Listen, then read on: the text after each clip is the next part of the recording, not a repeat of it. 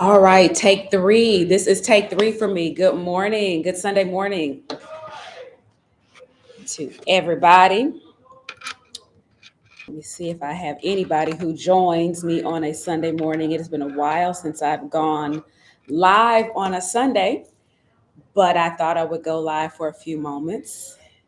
I am present for our Sunday school at Dominion Word in Denton, Texas. Good morning, Assistant Pastor. I am present for our Sunday school classes. And what a great day. What a great day it is just to be alive and to be in the house of God. Be sure to say hello as you're coming in. Let me know where you're coming in from. I'm not going to be on very long. But I'll tell you what I'm going to do in just a moment. But say hello. I see a couple of folks are coming in. So good morning to you. Good morning to you. So I am, as I was saying, I'm at church at Dominion Word. And so today, I think some of you may know if you follow my Facebook page, you know that right now I am acting as the superintendent of Sunday school here at Dominion Word. So our classes are all going on. But coming into the assistant or the acting role for a season meant that I wasn't here in my classroom. And so my class has traditionally been, good morning, Sister Sylvia, good morning. My class has traditionally been like high schoolers and young adults. So I used to have kind of this eclectic young adult crowd that was college student kind of up to 35-ish, 40-ish. But then we had a teacher to pass away, and she was a high school teacher. And so during the season that she was ill, her high schoolers came over and we just kind of became this big melting pot that we call the heat. So that is my class. But once I moved into the acting superintendent role, to be honest, this class fell off quite a bit. And so I've been talking to the young adults, and I'm looking outside, I'm still superintending, but I was talking to young adults about why y'all are not in Sunday school. And several of them were like, well, because you're not teaching anymore. And I was like, oh, so this is a thing? They were like, yeah. So here I am. It's the first Sunday in August. I told them that I would be back. I'd be teaching. And you know what? I don't hide my reality, my truth. I'm here. I'm ready. They're not here. So I thought I would come on for a few minutes and share maybe with some of you who may not be in a traditional Sunday school this morning. So y'all got to interact with me. We're going to do some things here because I was prepared for them in person, but I want to share with you for just a few minutes. And I'm going to use by inspiration the lesson that we had from UMI this week, which was entitled Stick to Your Faith.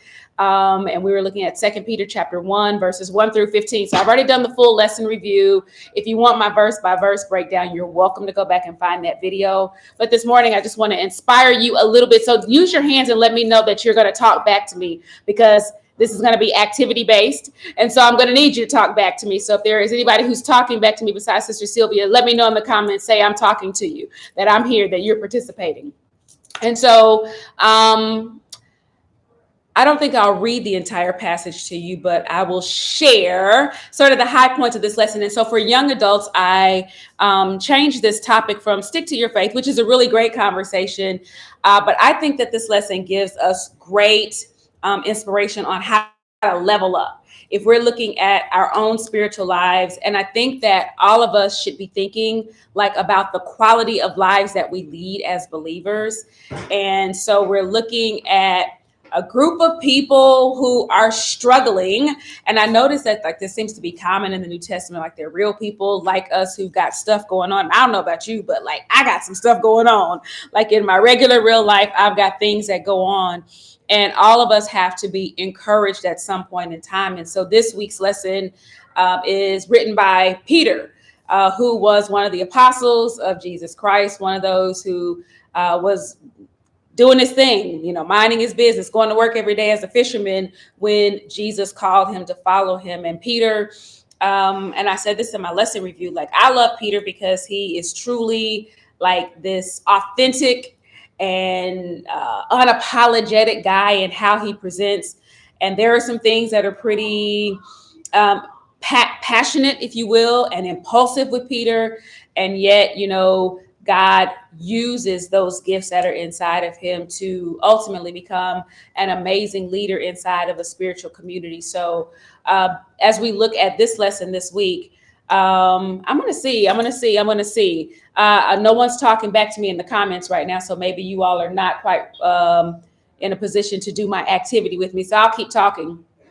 So this morning, what we're talking about is like the importance of spiritual growth, and all of us should be looking to grow in some way. Y'all know I just had a birthday this past week, and so like I get really reflective. Like I am at the point that I want to make sure that I'm not just existing and like taking up space, but I am really wanting to make sure that I am growing, growing in the things of God, growing as an individual. I want to grow in relationships. I want to grow in every single way. Like I know that every single one of us is only given, hey, Sister Jeanette, we're only given so much time in the earth, right? And so how do you use that time? You know, what will you want that time to? Good morning, Josiah. Elder Neely. Okay, I'm guessing I don't have a preschool teacher. Okay, okay. If can you check with Sister Crystal if they're too small for her teaching today or her activity, I can pivot because I'm online talking to my friends here and they will understand if I need to pivot. But I'll pivot to preschool if I need to. Okay. Okay. Sorry, y'all. It's live Sunday school here. So, but all of us, at least I'm trying to grow and make sure that I am mature. And part of that maturity is like being able to push through. And, you know, all of us have things going on. There are hard things going on, things that we got to figure out, things that we can't make sense of. And yet there is a perseverance that we are supposed to have as believers. And so, you know, looking at that process of like, what does it take to develop, you know, that kind of spiritual strength? Now, I would ask you, have any of you been watching this week, the Olympics? I've been watching the games, you know, here and there while I'm working, etc. And y'all, I've seen sports that I didn't even know were sports. There were things I didn't even realize. Somebody told me last night that breakdancing was a competition. I didn't know that was a thing, but I watched everything from the relay races to the gymnastics competitions. And I love it, Sister Sylvia. You say that this is your stretching season. God is increasing your capacity to make room for what He has for you. I believe that. And Sister Danette, yes, consistency is key. And I would ask you, like, if you've watched the Olympics this week, what have you noticed or what have you thought about as you look at these athletes? And for me, like, I have really been thinking about for these young women and young men to be where they are now, like the level of not just skill and sheer talent, but the level of discipline and fortitude that they have to put in the work every single day that it takes, that someone could recognize something in you, but there is still something that has to be developed. So I've thought about, you know, they're training every day. What are they eating? You know, what kind of community of people is around them? Absolutely, Sister Sylvia. So the level of disciplines, and for these athletes to set a goal in mind, like the Olympics didn't just happen. These athletes set a goal in mind and they have trained to that goal.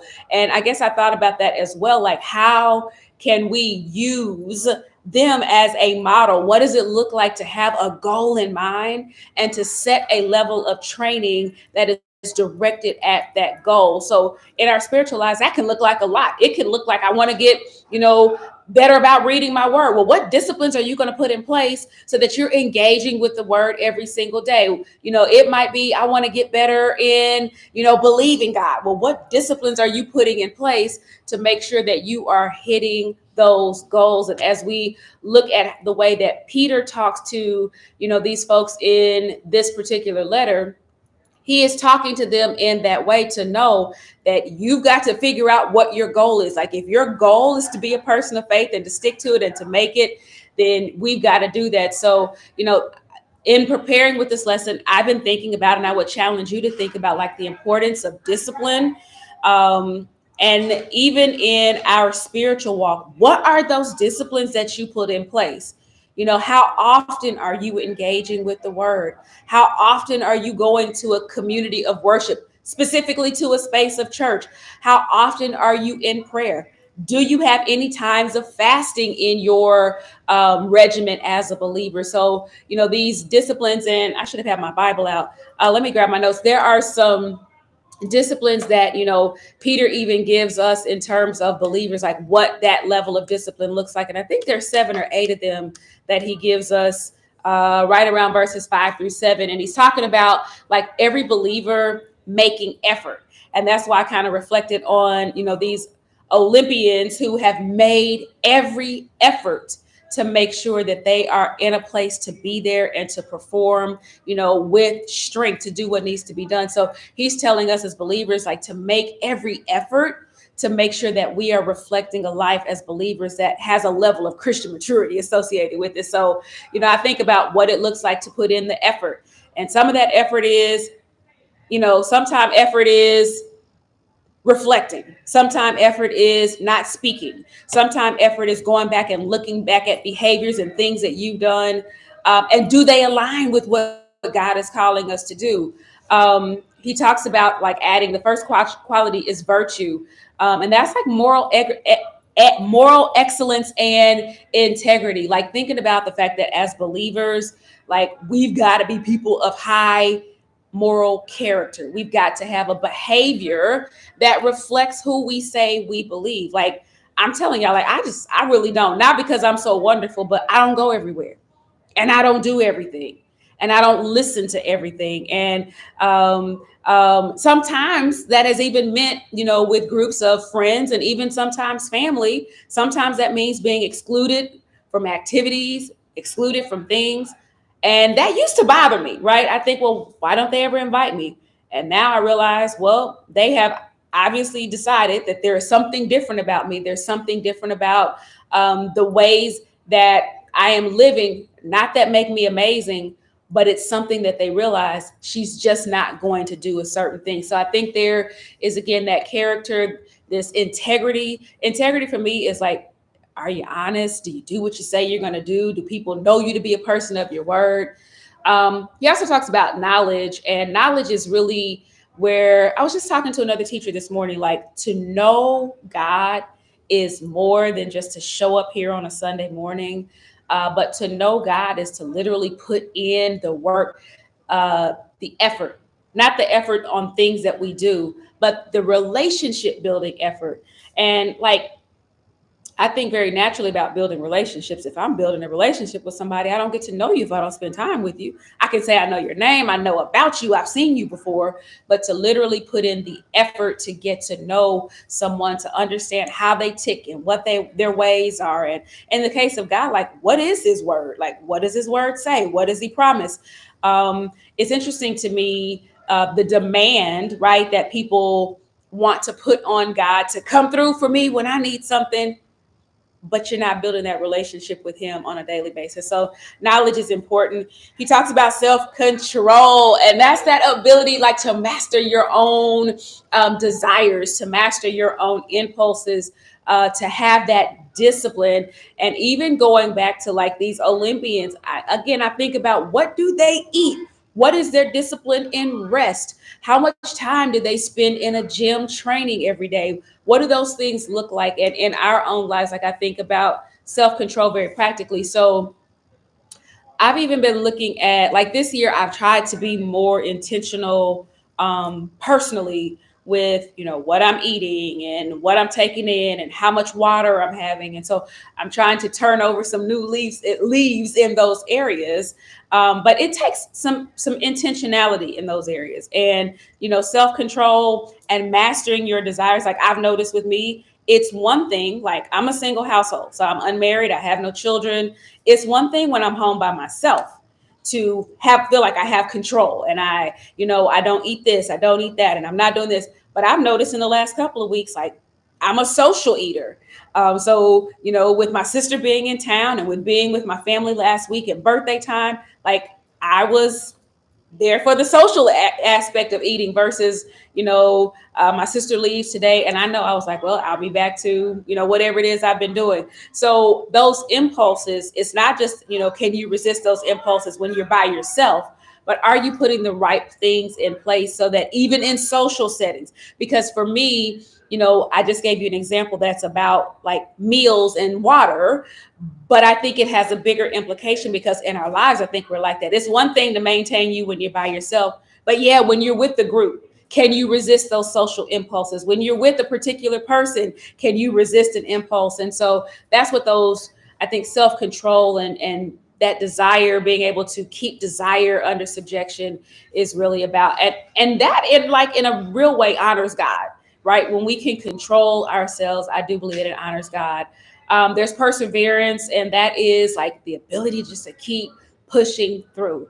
And you've heard me mention several times, like, yeah, life is going to happen. Like, life is lifing. That's what my kids say. Life is lifing. There's always going to be hard stuff that happens, but can you push through those challenges and not just push for the sake of pushing, but literally push through without losing your faith? And I think that is the biggest thing as believers, that we've got to be able to push through and continue to live. Y'all hear the kids next door, and continue living a life that honors God. And that reflects the relationship that we have. There's godliness, which is like that deep and personal respect for God, a life that's devoted to Him, and brotherly kindness, really thinking about how you get along in relationship with others. And then finally, he talks about love, which is that unconditional love that really seeks the good for others. So that's really what this lesson was really all about. Again, I think that as we think about our discipline, that's going to matter. When you think about what it takes to compete in life, these disciplines matter. And these are the things that we've got to think about. How do we maintain a spirit of humility? I looked at, like, one of the things, my sister and I were talking about this, like how these athletes support each other, like at the end of a race or the end of one of the gymnastics competitions, to watch them, hug and high five each other. And even when it's not their turn to compete, to watch the ones who sit in the stands and they are as invested while that person is in their competition, and you see them leaned in and wanting the best for them. And then as soon as it's over, you watch them jump in the stands and they raise their hands and they celebrate. Like, that is a part of the benefit of the community of believers, like having, that teamwork and support. And sometimes you are being supported and that feels really great. But I think that we need to think about, what does it mean to be one who offers support to somebody else? Just like the coaches, these athletes, they rely on their coaches and they rely on teammates for support. Think about how can I be a strong support to somebody who's in my community? Like, what role do I play as someone who supports someone else? As a matter of fact, I'm going to be a team player in just a minute, because I agreed with another teacher that if I did not have any students this morning, she's doing a science experiment with the children over there. And I know that it involves water, but I'm going to be a team player and I'm going to go over and help her with their experiment. So, what does it look like in the spiritual community to make sure that you're committed to someone else, that you're a part of their journey, that you're supporting them in their faith journey? And then the last thing is really, we've talked about this, like being able to overcome obstacles and overcome setbacks. Y'all, we're all going to have it. We're all going to have a tough season. I mean, I could literally, I think sometimes the fact that people see me in a virtual space, and I think even in social media, right, people share their highlight reels, and I don't come on telling you everything that's going on in my life.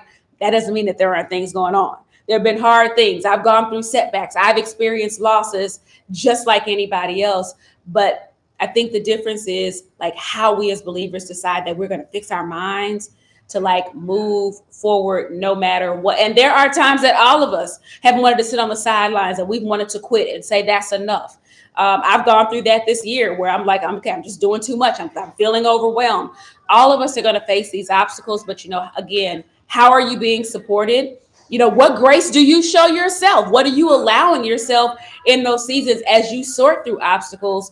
And then, how do you use those to become really stepping stones, not things? Obstacles don't always have to trip you up. An obstacle can actually ultimately become a stepping stone for you. So think about, how you're facing your struggles.